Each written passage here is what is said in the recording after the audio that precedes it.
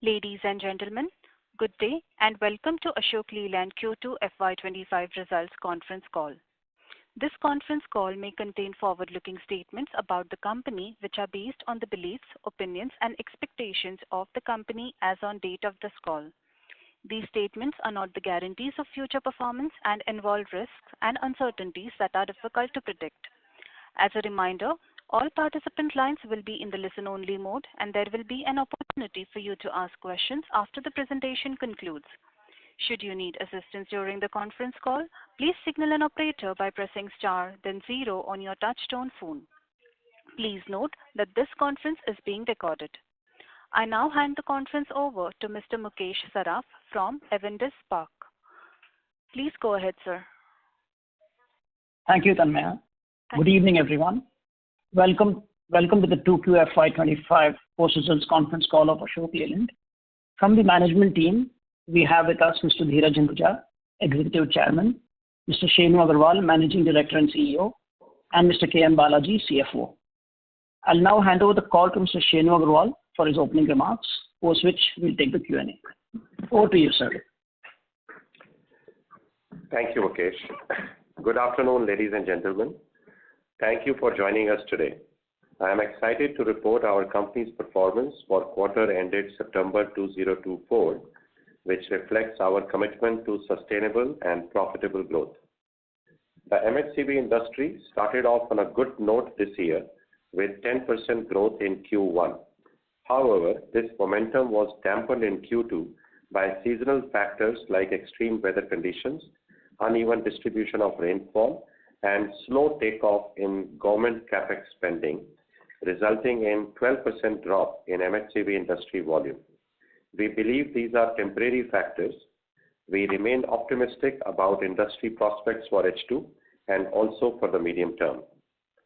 While Ashok Leyland's domestic MHCV truck volume was lower by 18%, the MHCV bus volume was higher by 8% YOY. Overall domestic MHCV volume was at 25,685 units, vis-a-vis 29,947 units in Q2 of last fiscal. Sequentially, domestic MHCV trucks TIV was higher by 1%, and Ashok Leyland's domestic MHCV truck volume was higher by 2%. Ashok Leyland's Q2 FY25 MHCV domestic market share grew sequentially to 31.2%, vis-a-vis 30.6% in Q1 of current year. In the bus segment, we continue to maintain leadership position with market share of close to 35%. We remain committed to achieving our medium-term MHCV market share goal of 35%. LCV domestic volume was at 16,629 units, vis-a-vis 16,998 numbers in Q2 of FY24. Within our addressable market, while the TIV was lower by 8%, Ashok Leyland volume was lower by 3% YOY, resulting in an improved market share of 19.8%, vis-a-vis 18.9% in the same period last fiscal. Despite global challenges, our export volume continued to grow in double digits, registering a growth of 14% on YOY basis and of 42% sequentially. We are intensifying our expansion strategy in our focus markets of SAARC, Middle East, Africa, and Asia, aimed at posting the best performance ever during this fiscal. Engine volumes were also higher by 17%, and spare parts revenue grew by 13% on YOY basis. Overall, Ashok Leyland CV volumes were lower by 8% YOY in line with industry, but was up 4% sequentially. Non-CV businesses continued to post healthy growth. While Q2 MHCV industry had a 12% drop YOY, Ashok Leyland's revenue was lower by 9% at rupees 8,769 crore. EBITDA was lower by only 6% at 1,017 crore. EBITDA margin for Q2 stands at 11.6%, better than 10.6% in Q1 of current year and also better than 11.2% in Q2 of last year. Operating PBT at rupees 878 crores was almost same as Q2 of last year. Reported PAT at rupees 770 crores was higher by 37% vis-a-vis 561 crore in Q2 last year. The improvement in profitability reflects our continued focus on profitable growth through better price realization, efficiency in sourcing, and streamlining of business operations. Material cost as a percentage of revenue was at 71.2% than 73.5% in Q2 last year and 72.2% in Q1 of current year. This was supported by benign steel prices and our continued focus on material cost savings. Margin improvement was also supported by impressive growth in spare parts, power solutions, and international business operations. Our balance sheet and cash position has grown even stronger in this quarter. Net debt at the end of the quarter was at rupees 501 crore, much lower than 1139 crore at end of Q2 last year, and also lower than rupees 1295 crore at end of Q1 of current year. Debt equity ratio at the end of the quarter was 0.05. Courtesy improvement in our operating performance, cost structure and debt metrics, credit rating agencies with ICRA and CARE have upgraded Ashok Leyland rating from AA to AA+ with a stable outlook, reflecting their expectation of a healthy profile going forward. Capex for the quarter was rupees 153 crores and 307 crore cumulatively for the year. AL has not made any investments in any of the subsidiaries and associate companies during the quarter. However, investments may be required to be made in second half of the year. Q2 financial performance reaffirms our commitment to move forward towards our medium-term objective of achieving mid-teen EBITDA. We are clear that we are not going to discount our products to win market share. Our market share wins will come on the back of product superiority, cost leadership, excellence in service delivery, and our expanding reach. Ashok Leyland continues to focus on product and process innovation. We launched new products across segments. We launched our third LCV new product of the year, Bada Dost i5, which has received excellent response from the market.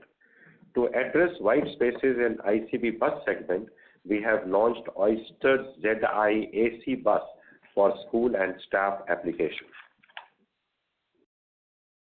We are also progressing well on development of alternate fuel vehicles. We received a large order of 180 electric trucks in 19 and 55 ton categories. We are also progressing well on creating the new centers of excellence for EVs. In pursuit of creating a benchmark in service delivery, we launched our Uptime Solution Center, providing 24/7 support and delivering both diagnostic and prognostic solutions to technicians, drivers, and fleet owners. Switch and OHM are also doing well.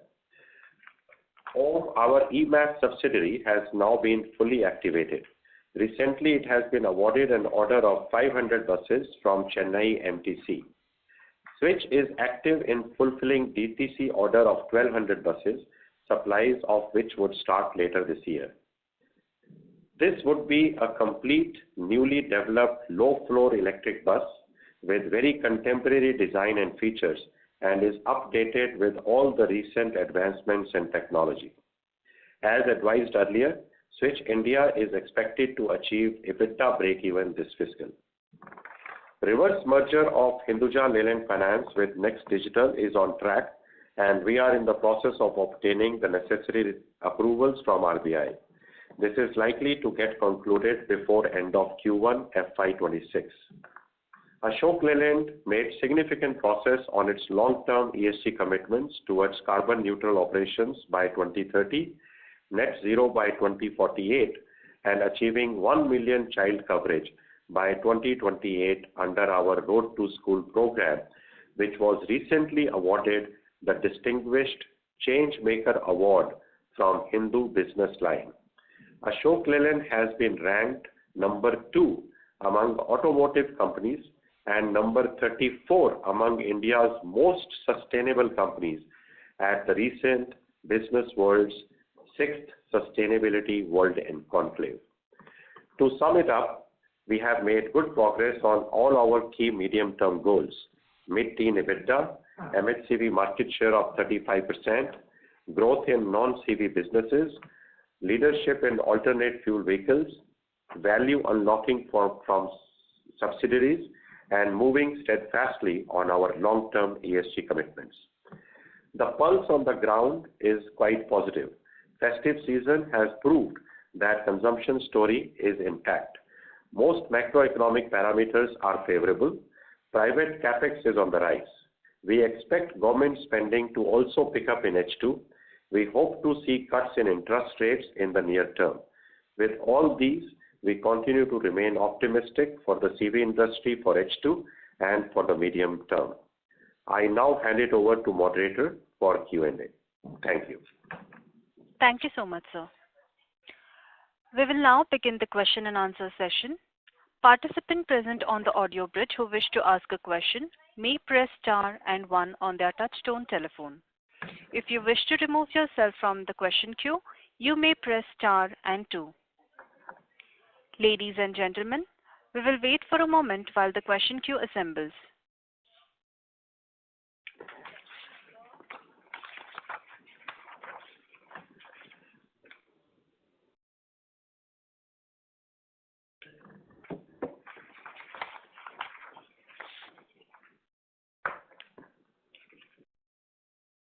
Ladies and gentlemen, in order to ensure that the management is able to address questions from all the participants in the conference, please limit your questions to 2 per participant. The first question is from the line of Gunjan from Bank of America. Please go ahead. Yeah, hi. Thanks, team, for taking my questions. My first question is on industry growth. While I understand, there is a expectation on government capex normalization, but I think the prints recently have continued to disappoint, right? October itself was quite weak when I look at the wholesales that came through. So, if you can give us more insights on what is really happening on ground in terms of transporter sentiment and also the trends across various segments, because when I look at the vehicle segments, intermediate seems to be doing pretty well while tractor, trailers, tippers are languishing a lot. So some color on what's really happening on ground and what is driving the optimism that things will come back in the next few months. Yeah, Gunjan, thank you for the question. As I said in my opening statement, I would like to just re-emphasize the point that what we have seen in Q2, we believe is more of a temporary phenomena. When we started the year, we were all saying, and most of the people were saying that H1 would be minus 15% drop, and eventually we are at close of H1 now, where we have seen only minus 2%, 2% drop in the MHCV industry, right? So things are moving much better than expected, firstly. Then secondly, I would say that when we look at any of the factors on the ground, like more fundamental factors, which are like fleet utilization or freight rates or anything else, I think those are moving in the right direction. In July and August, I was in the market and, especially in the central and eastern India, we had a situation because of monsoons and other things that the fleet utilization was as low as 60 to 65%. In some areas, we got to hear that fleet utilization was as low as 30% also, right? So now in October, if you have seen the data, recent data that was published on fleet utilization, it is already up to the level of 95% on an average in the country. In some areas, it is slightly lower still, but I think the trend is very, very positive.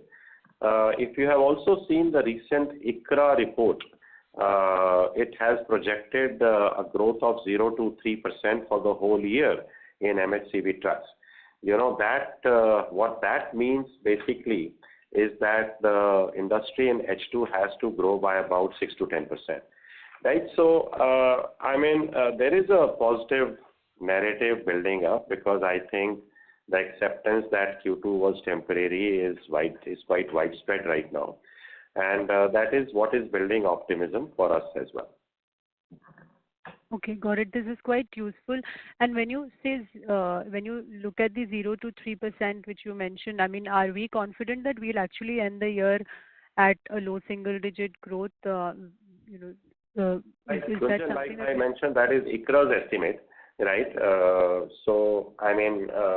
What we are thinking is that we definitely see some positive momentum on the ground, right? And we'll wait to see how it turns into volumes, positive momentum on volumes, etc.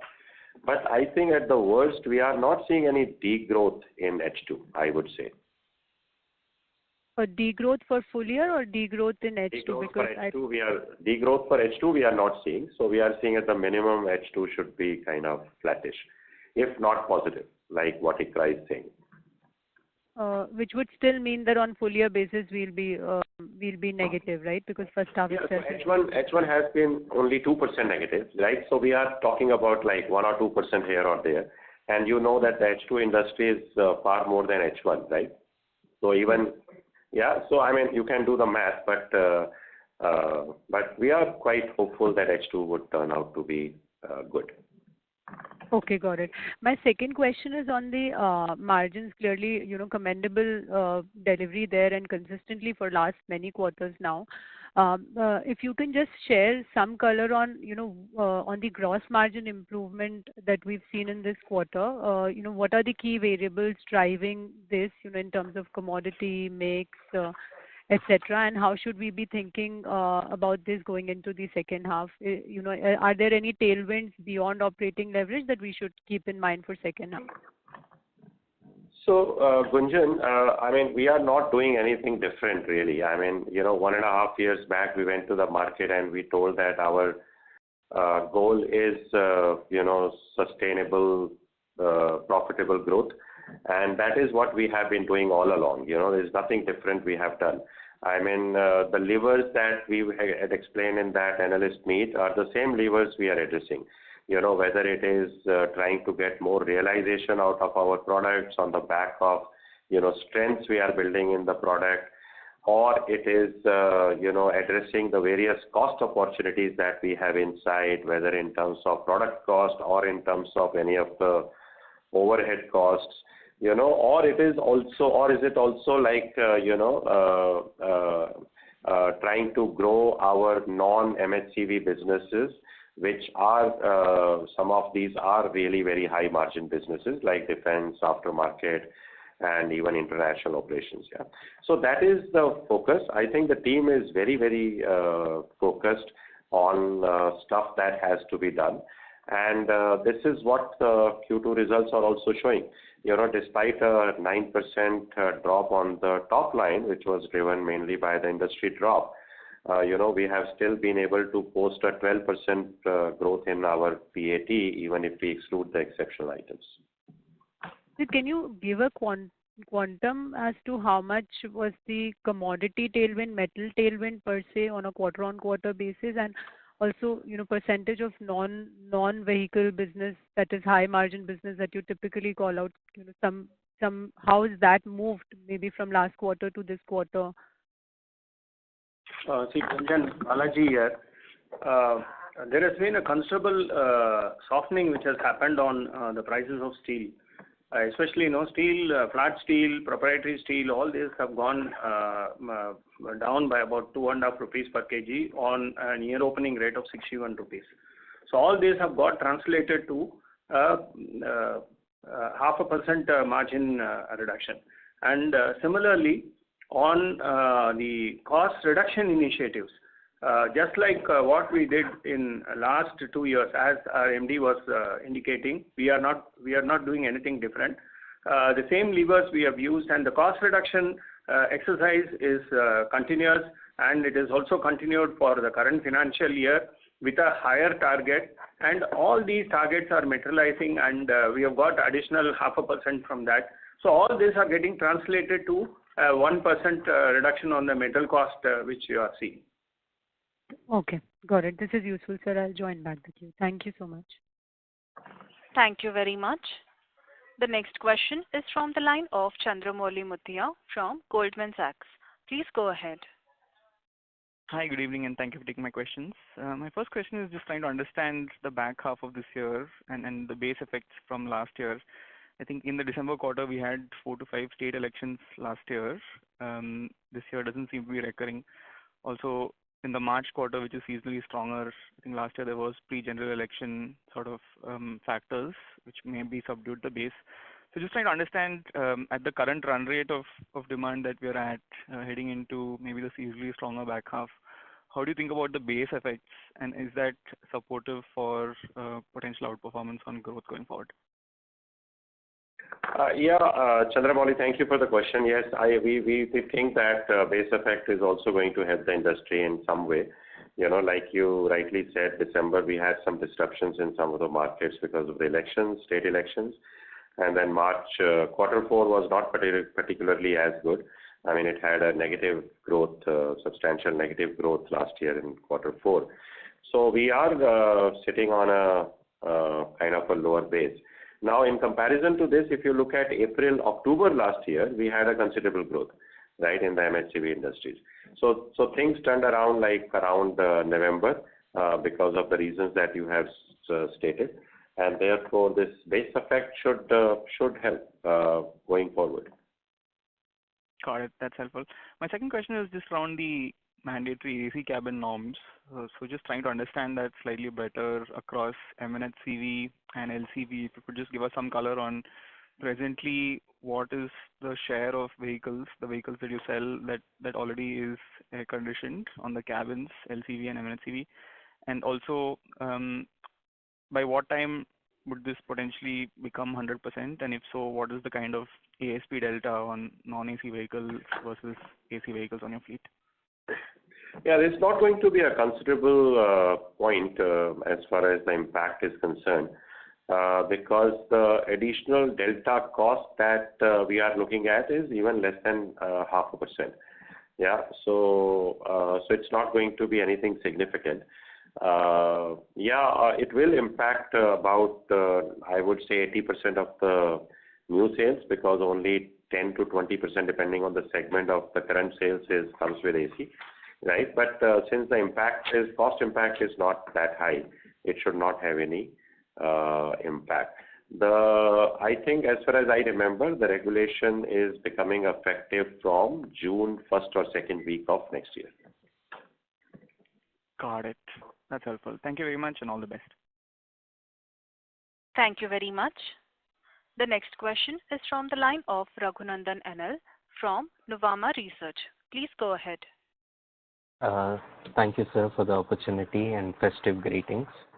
Sir, firstly, on the non-vehicle business, power solutions and spares have done well. How do you see the outlook ahead for the non-vehicle business? And if you can also talk a bit about the defense outlook.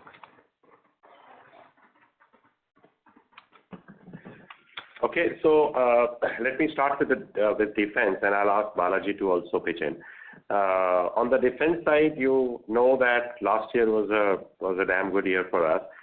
We had more than doubled our top line on defense, and I'm happy to say that even in H1 we have almost doubled our defense top line. So like we had been saying earlier, that we have a very strong pipeline of orders and also a future visibility of orders as far as defense is concerned.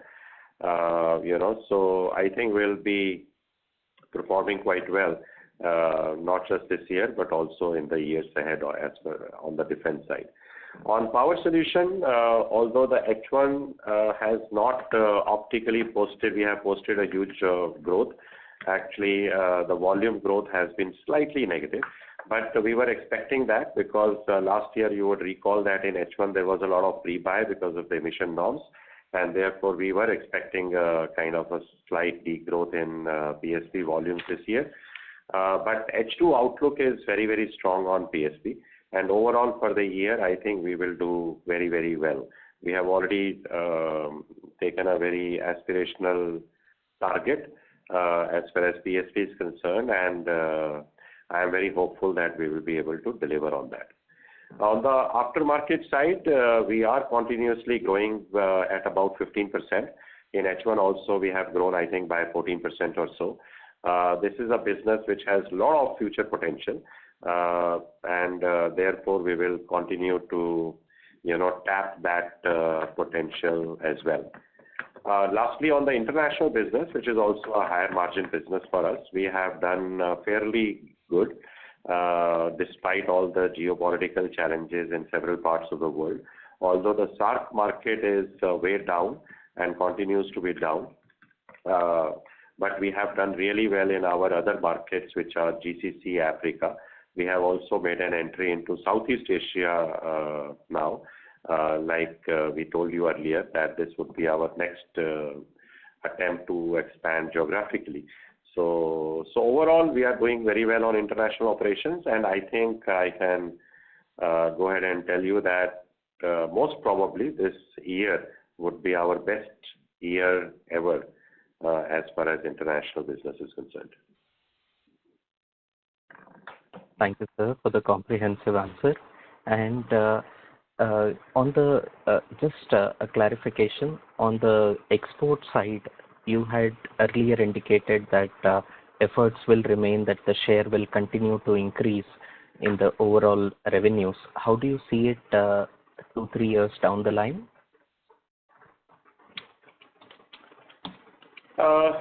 See, the intention is to substantially grow our export volumes. In the long term, I would say that our aspiration is to deliver more than 50,000 units of exports volume from this company, right? So you can do the math and figure out that at that level, exports would be substantial. But definitely we have to build it up. Exports is not that easy, as you are all aware. Although we have a lot of strengths, because Ashok Leyland was one company that created different home bases, in different parts of the world. For example, like in UAE, we have a factory that is there for many, many years, and that gives us a huge advantage, in terms of building a local brand that is valued by the customers, and also gives us some preference, in doing business in those markets. But yes, we are very focused on hitting this long-term target.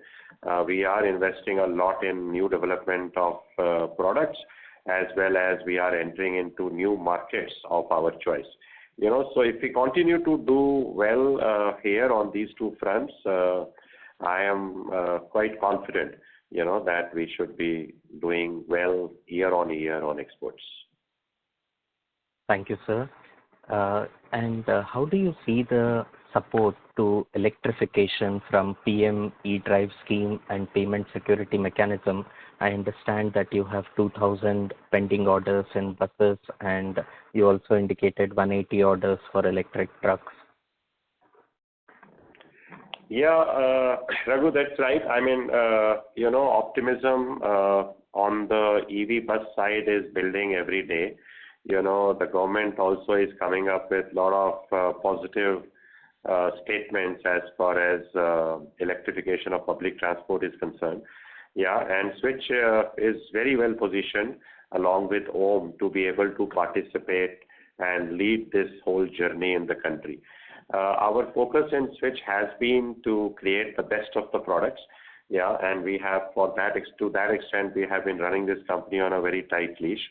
The only money that we were really spending was in product development, and the entire focus was there. Like I said in my opening statement, we have come up with a completely new product, which is a 12-meter ultra low floor bus, which we will be delivering to Delhi and Bangalore very soon.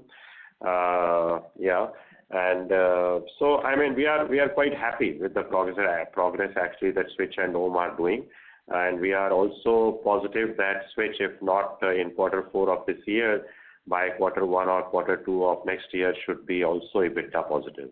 I'm talking about Switch India, yeah. So yes, I mean, we have this order book. We are producing, we are ramping up our production of electric buses. We do hope that we will complete this huge order that we have in the next 12 to 15 months.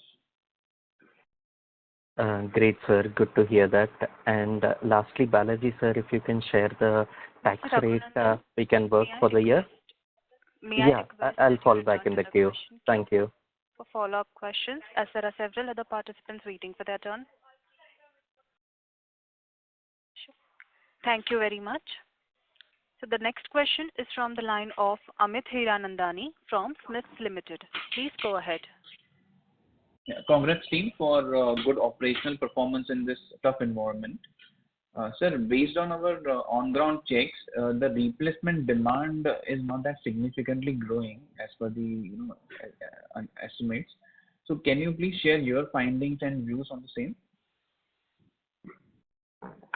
Yeah, Amit, thank you for the question.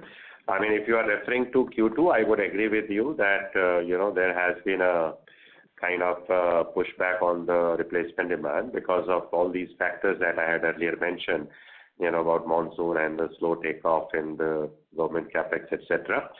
But and we have discussed this before, that we are at the maximum aging of our current fleets in this country, right? And this number has passed even, I think, 10 or 10 and a half years now.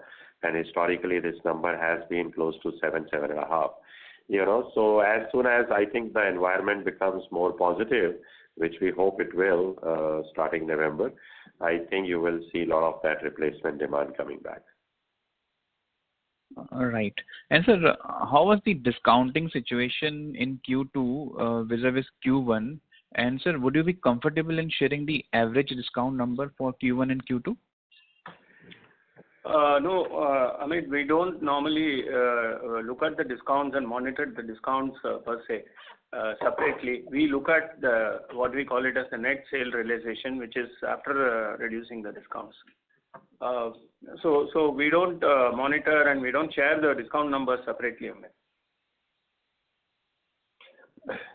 But generally speaking, Amit, the competition intensity, I would say, is similar at what it has been in the past. I wouldn't say it has grown or it has reduced. We do a lot of CV business, especially on the MHCV side, is done with large fleet buyers, and therefore the situation may be different from one deal to another. Yeah, but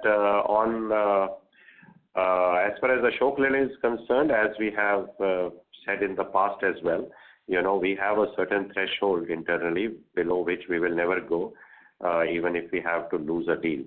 So that philosophy is very, very clear. We are not going to use discounts as a tool to gain market share.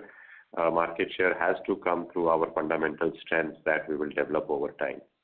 So focus clearly is on profitable growth. It's not on buying market share. Sir, additionally, have there any, have you taken any kind of price increases in Q2 and so far in October and November? See, it is a continuous ongoing process, Amit. Although in a structured way, if you ask me whether have you done it by way of price circular, have you increased it, we have not done that. But if you ask me whether there is an attempt which has been done, we keep attempting by way of reduction of the discounts on every month, whereby we increase we get our average selling price, or we call it as net sale realization, improving. This we keep doing every month. We look at the opportunities, we look at the geographies, we look at the models, then we appropriately price, and then we try and get the realization. One of the main levers which we have been indicating, which we have indicated about 1.5 years back, is also that higher recovery from the customers, which we keep doing. I mean, just to add another element that we are quite focused on is to look at, what kind of mix we want to sell, because we have a very wide product portfolio starting from I'm talking about MHCV starting from 8, 19 ton and going up to 55 ton. So we keep a very sharp eye on the mix. Of course, some of it depends on how the industry is moving, but as far as possible, we try to sell higher margin products. Another thing is that whenever we launch or we come up with new products or variants, we try to maximize margins on those because they always come up with some new technology or new feature that supposedly customer values more. Sure, sir. Thank you so much, sir, and all the best. Thank you very much. The next question is from the line of Pramod Kumar from UBS. Please go ahead. Yeah, thanks a lot for the opportunity. Shenu, first question to you, sir, on the demand. We've been optimistic about demand, but hypothetically, let's assume the demand doesn't kind of recover that well. Then what is the plan? Because we are currently prioritizing profitable growth, but when in a context where industry starts underperforming expectations, what would be would we continue to prioritize profitability over market share and at the expense of operating leverage? So I'm just trying to understand this because the margins are pretty solid given the industry performance and what your peers have performed in terms of profitability, no doubt about that. But I'm just wondering how long will we kind of prioritize margins over volumes? Because at the end of the day, losing a customer is not a great thing, and winning them back is normally not that easy either. So if you can just help us understand this, how long will we kind of continue with this strategy? And if push comes to shove, if volumes don't recover, could there be a rating? Because that is something which is there on the mind of a lot of investors. And volume is something which is quite important for even investors for the company's growth. So just trying to understand how are you thinking about this from your position, sir? Yeah, Pramod, just to clarify, while we make that statement, we do realize that we have to participate in the market. We have to participate in all the deals, right? And therefore, I said, there is a threshold that we have below which we will not go because it just doesn't make sense to get volume at that kind of pricing or that kind of a margin, right? So that threshold, of course, we do it smartly. It's not like something always fixed. That threshold also is dynamic. We look at other factors, of course, as to how business is doing, other commodities are doing, other LCV, other businesses are doing, and then we dynamically kind of look at that threshold. But my point is not to be taken literally, but saying that directionally, that is the thought, that we are not going to sacrifice margin beyond a point to just gain market share because we have always believed and we have always seen that such market share increases are so temporary in nature that if you want to buy them, it is like super easy to lose it all over again. If you just don't stick to the price. And once you drop the price below a certain level, it is almost impossible to raise it back in. Yeah, so we all know all these things. Yeah, so but the main point is that sticking to some kind of a policy, some kind of a direction is, I think Ashok Leyland is very, very disciplined on that now. The second thing I would say is that what we have done over the last few years, not just recently, is also we have looked at lowering our break-even. So if you just, you have the numbers, if you just compare Ashok Leyland of 5 or 7 years back and you compare it with Ashok Leyland of today, you will see that the break-even has really, really been lowered to very low numbers now. Yeah. One proof of that is in Q2, you would have seen that our top line has degrown by 9%, but our PAT has still grown by 12%, even if I exclude all the exceptional items. So this is a proof of the pudding that what we are saying, So on one side, we want to make us, foolproof against any downturns in the market. But on the other side, we are very hopeful that the market still has a lot of steam in it, and market should continue to grow. Okay, and on that note, Shenu, I think I have to compliment Balaji and the team and yourself for the kind of cost control. I think it's unprecedented, the kind of cost controls what you've seen here. over the years, actually. And in that sense, is it true for you and the industry also that even in a not so great volume scenario, the industry profitability is clearly moved to a higher trajectory? And also at the same time, has the volatility or the upcycle, downcycle, the fluctuations have also kind of moderated reasonably? Is that a fair assessment, or it's still too early to call, Shinu, as the industry? Yeah, that is what we tend to believe. We believe even if there would be downturns in future at any given point in time, I think the extent of the fall or the extent of the rise would not be as steep as it has been there historically. The country is much more, much more better in all different ways now. Country is much more stable. Gone are those days where something would happen globally and India would be just, reeling under lots of pressures. So we all understand that, and that is that phenomena is a direct impact on how CV industry should behave in the future. Nothing can be said with certainty, but at least that is what our assessment is right now. And the final question on LCV as a category, some of your peers have called out the reasonable recovery what they see in the LCV category. So what are you seeing, especially in the last mile mobility segment, and how are our launch plans there? Because that is one segment where we are underrepresented, and where there's potential for market. So if you can just talk more about the LCV category, what's happening on the ground, like what you talked about, the MHCV utilization rates and all those, and also your plans for this particular segment, sir. Thank you. See, Pramod, we don't like to talk so much about the LCV industry as such. I think you should ask our peers more about it. And the reason, I'll tell you why. Because see, one thing is that, we are addressing only 50% of the LCV market right now. We have already stated many times publicly as well that we want to achieve about 80%, 85% participation of the LCV industry. So all these product launches that you see, they are actually a step in that direction. Of course, this will happen over a few years, not immediately, right? But not just this year, but even in next few years, you will continue to see a lot of launches from Ashok Leyland in the LCV. Only reason is because we think there is quite a headroom there for us to grow. So that is one. The other thing is, even although we are now number 2 player in 2 to 3.5 ton category, we are the newest entrant in this LCV business. We started only 11, 12 years ago, and now being number 2 is a moment of pride for us.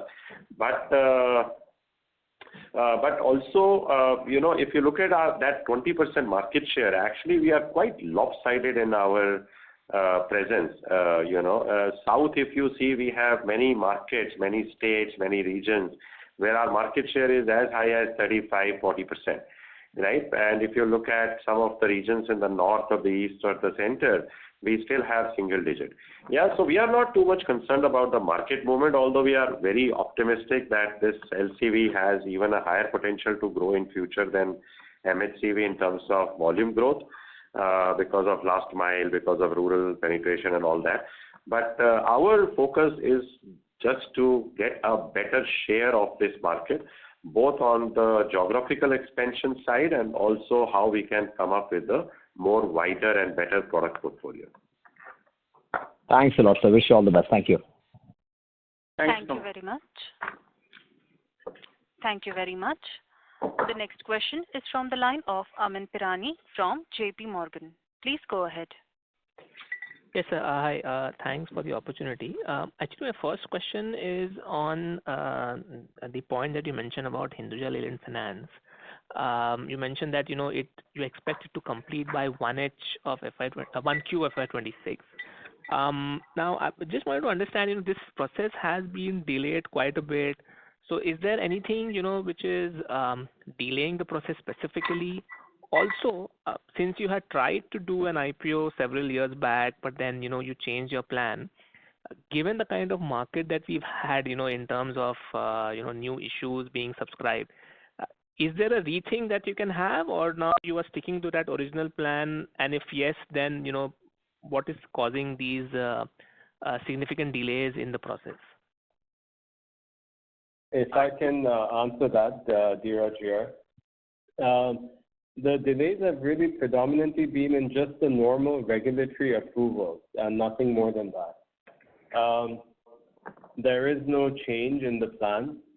We will go ahead with this, and we have, we're going based on the indications that have been given, and so there are regulatory approvals coming from RBI on, of course, the listing as well, but nothing more than that. I think we are quite optimistic in terms of the company, its performance. We don't feel that the true value of the company is captured today in Ashok Leyland. And I think once this does get listed through the reverse merger route, there will be a better appreciation of the company and its performance.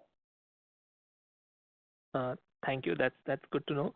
So, is there any broad update that we can have on a first half basis with respect to maybe what is the book size, what's the PBT, is there any asset quality?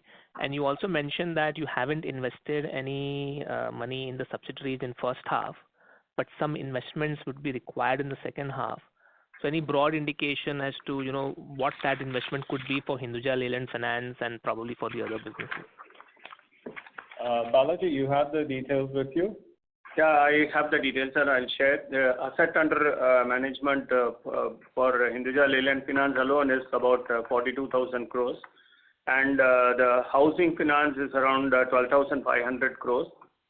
So both put together, the size is 54,500 crores.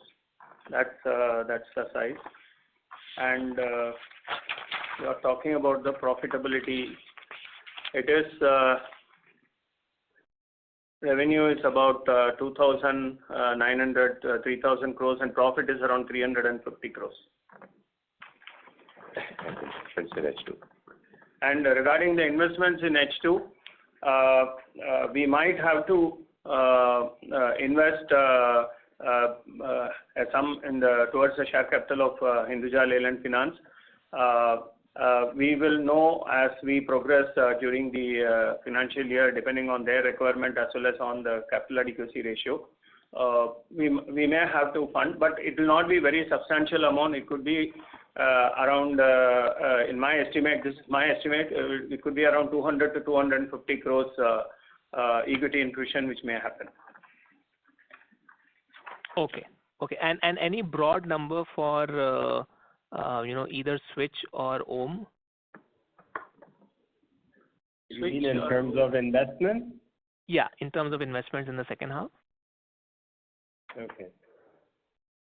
So that number, we are still trying to see how it pans out, but rough estimates would be about below 500 crores. 350 to 500. Yeah, below 500. Okay. Great. That's very helpful. Thank you. Thank you very much. The next question is from the line of Pramod Amte from InCred Equities. Please go ahead. Yeah, hi. Thanks for taking my question. So this is with regard to the EV trucks which you have launched. Wanted to know what use cases you are trying to target and what's the IRR and the customers looking at per se, first. And second, if you have to look at in the medium term, 3 to 5 years, in those sub-segments where you are trying user case, whatever penetrations you are looking from your product. Yeah, so see, one thing we have to just keep in mind that these are very initial stage for electrification of trucks. So we are also, like many others, we are also exploring all these issues that you have been asking. Of course, the TCO right now of the electric truck is not so favorable as compared to diesel. But in future, we all hope that this will not be the case. Now, as far as the real application is concerned, other data that is, important for the customer to understand, I think the whole industry is kind of in the same boat. So it would be difficult to answer that question. I would just say that this is very initial stages, and we are all kind of, trying to understand this whole ecosystem of electrification of trucks. And the second question is with regard to the LCV portfolio expansion. In the last MDS meet, you had talked about a smaller LCV to come through. Any timelines for the same No, we don't have any timelines right now. We are still working on the proposal. It's not an easy one, as I have always been saying. We have an established competitor in that space, which have been there for more than 2 decades. And therefore, for us to find the right differentiation and to find the right commercial value proposition for the market is going to take some time. But we are actively working on it. Sure. Thanks and all the best. Thank you very much. The next question is from the line of Kumar Rakesh from BNP. Please go ahead. Hi, good evening. Thank you for taking my question. My first question was on the second half demand outlook, which you spoke about, that you are hopeful that we should see a better growth. While you talked about multiple drivers which you think could play out, but have you started seeing on the ground any of those drivers to start changing? Because in the first half as well, the utilization seemed to be reasonably okay, although the government spending was not there, which you spoke about, and also the cash outflow from the government was restricted. So have you started seeing any movement to happen in any of those fronts between last month to this month? Yeah, Kumar, like I said, the biggest indicator of the on-ground sentiment or on-ground development is the fleet utilization. If the fleet utilization gets above 85-90%, that triggers a lot of people to go for new vehicles. So if you read the October data, it already indicates that at a country average level, the fleet utilization is quite high, right? So that is the biggest positive that we can see. Great, thanks for that. My second question was on the bus segment. So that is one segment which has definitely been seeing much stronger growth while other segments have been struggling. So what is driving that growth? Is it STUs upgrading their buses across the state, and you see that to continue in the second half or beyond that as well? And we have also gained market share in the buses segment. So what is helping us to gain market share? What is different that we are doing in the bus now? Yeah, listen, bus is going to be, I think, a more longish story. Yeah, there was a lot of pent-up demand in the market, and also a lot of governments want to provide really better services as far as public transport is concerned. So all that is really going to drive, and many state governments are now finding ways to raise the right kind of money to be investing in this. So all that is coming together, and even on the private side, there is, after COVID, there is a lot of pent-up demand, in both schools, staff, and even in intercity kind of applications. So this bus story is going to be there for more time. Now, coming to Ashok Leyland, we have always been considered the best in the buses, MHCV buses, because of our long, solid reputation, not just on the side of building good, affordable products, but also, the way we can service these. So, of course, that is there. But recently, if you see, we have put out some fantastic models in the market.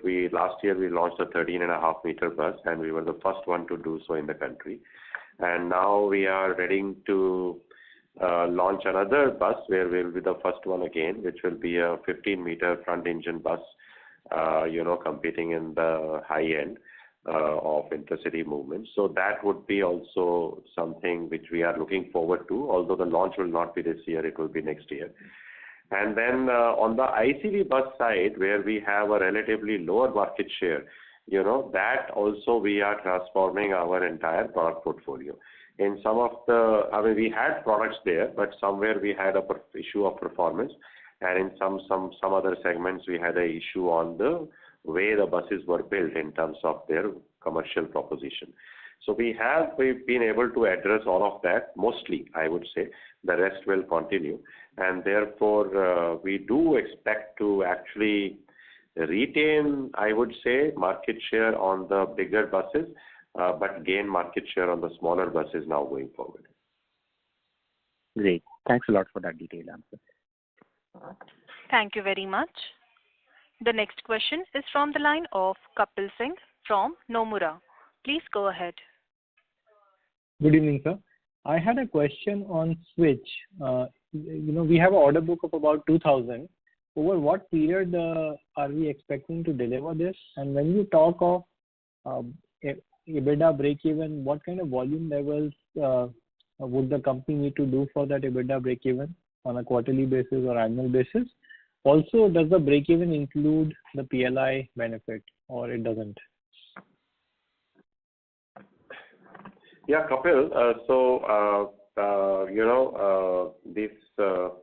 This order book of 2,000 that we have in hand, we hope that we will be able to complete in about 15 months of time. We are trying for earlier, but I think at the current visibility level, it looks like it will take 15 months or so. So that is one. The other thing is that break-even that we are trying to establish should actually happen at the current level of volumes. Yeah, with the higher volumes, we will be looking forward to have even a PAT level break-even, and ultimately our aim is to create self-sufficient Switch India over next 2 to 3 years. So that it does not have to depend or need any external investments. So yeah, we are, like I said, we are reasonably happy with the way Switch is progressing, and financial numbers is one thing, but also what is, I think, more important for a medium and long term is the investments we are making in the product development on Switch. We have heard a lot of good things about Switch buses. Today also I met somebody from Bombay, and they were really praising the fit and finish and the overall styling and comfort of the Switch double-decker bus in Mumbai. So that is what makes us happy more than the numbers. As far as PLI is concerned, yeah. We have not taken any benefits of PLI scheme in account yet. Okay, so that will be over and above this EBITDA break-even. Yeah, that's right. Okay. And does Ashok Leyland standalone have any revenues from Switch, or it doesn't? Revenues from Switch? No, nothing. Okay, all right. The second question is on OHM. Do you see this as a new revenue stream, and what kind of profitability in a steady state can this business generate? And also in terms of funding requirements, what are your thoughts here? Just some broad thoughts here would help. Yeah, just to clarify on your previous point, we do some work for Switch, because we want to do some, we don't want to kind of duplicate some of the investments we have made, don't want to create some of the facilities. So there is some revenue, yeah, but very small right now and very insignificant. It's basically the conversion cost of some of the buses and LCVs that we are building for them. As far as OHM is concerned, this relatively new company. In last year, we had put in an equity of 300 crores, and basis that we have a potential to raise, let us say, about 900 to 1,000 crores of debt in that company. So that makes it about 12 to 1,300 crores in terms of capital available to invest in EMAS business. So right now we are fine. They have just won an order of 500 buses from 300 buses from Bangalore, which we are in the process of developing and delivering. They have also recently won an order of 500 buses from MTC. Yeah, so right now I think the capital is enough. If some more capital is required, we will put in some more money. But at the same time, as far as OHM is concerned, we will also look at any external investments when required. Sir, is it a profitable business? Any color on ROCs or margins in steady state for this kind of business that you may have looked at? Kapil, it is too early to talk about the ROC and all for that business here. It is slowly evolving, and it will take time for us to give you the numbers on the ROC and the profitability and all. Understood. Sir, just a last housekeeping question. If you could give the overall targets for both CapEx and investments for full year FY25, that would be great. CapEx, we would like to stick to that 750 crores of CapEx, which we have indicated earlier, 800 crores max, which we'll be sticking to those numbers. And on the investment side, we have spoken about it. As of now, there's not much of requirement of investments in associate companies, but in the second half, At various point of time in this call, we have indicated. One is on the individual Leyland Finance side, we said that we may have to invest 200-250 crores, and if need be, we may have to make necessary investments in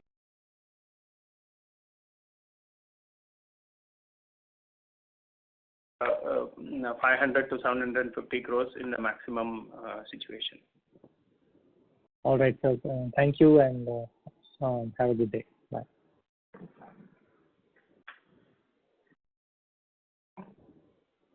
Thank you very much. Due to time constraints, we will take that as the last question.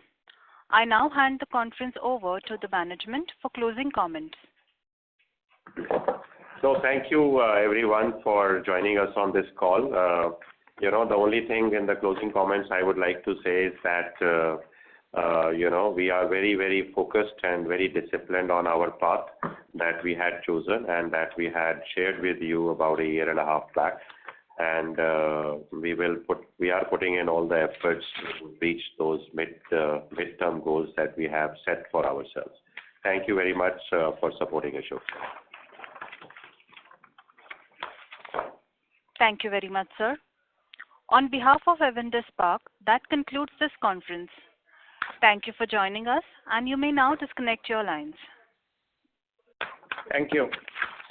Thank you.